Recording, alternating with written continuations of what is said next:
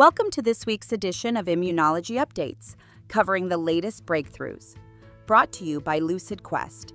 In today's news, Johnson & Johnson has submitted a supplemental biologics license application to the FDA for expanding the approval of Stelara for pediatric Crohn's disease in children aged 2 and older. This submission is supported by Phase 3 Unity Junior data, addressing the growing need in pediatric patients, particularly as the disease tends to progress more severely in children. At the European Rheumatology Conference, creaky joints made waves on social media, garnering over 62,000 views. The content, including 12 video interviews with leading rheumatologists and patient advocates, is expected to reach even more patients, with engagement likely to double in the coming months. In colorectal cancer screening, Genioscopy's ColoSense has shown a remarkable 14 to 23% reduction in colorectal cancer deaths compared to traditional screening methods. The FDA-approved multi-target stool RNA test is now included in the 2025 NCCN guidelines for colorectal cancer screening, further emphasizing its cost-effectiveness and impact in real-world settings. Turning to dermatology, Emrosi will present new data at the SDPA 2025 Dermatology Conference. This body weight independent formulation for rosacea treatment simplifies dosage and is showing strong efficacy in clinical trials.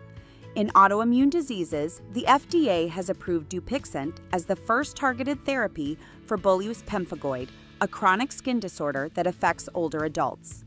The approval is based on successful outcomes from the ADEPT trial, which demonstrated reduced disease symptoms and decreased reliance on corticosteroids.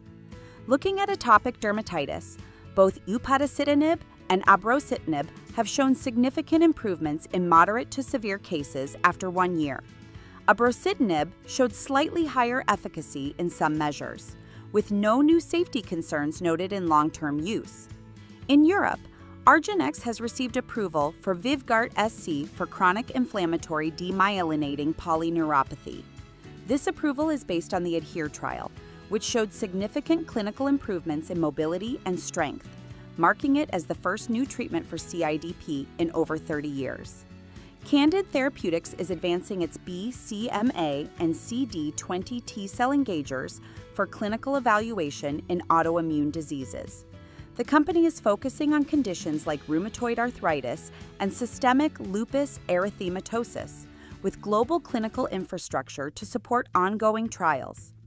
Immunology has announced positive Phase 1 data for IMP761, a LAG-3 agonist antibody that effectively suppresses T-cell activity without adverse effects.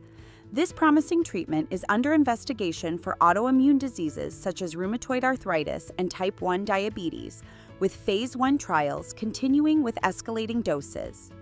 In T-cell-mediated inflammatory diseases, AllTrueBio presented promising data for ALTB268 in animal models of colitis and graft-versus-host disease. The data supports its development for conditions like ulcerative colitis, and ongoing Phase 2A trials are focusing on ulcerative colitis specifically. Finally, Harbor Biomed has entered a global collaboration with Otsuka to advance BCMA-XCD3 bispecific T-cell engagers for autoimmune diseases. This partnership involves the development and commercialization of new biotherapeutics targeting B-cell-related autoimmune conditions, with Harbor Biomed set to receive significant upfront and milestone payments. Stay ahead in immunology research. Like, share, and subscribe for weekly updates. Visit lqventures.com or email us at info@lqventures.com for expert healthcare consulting.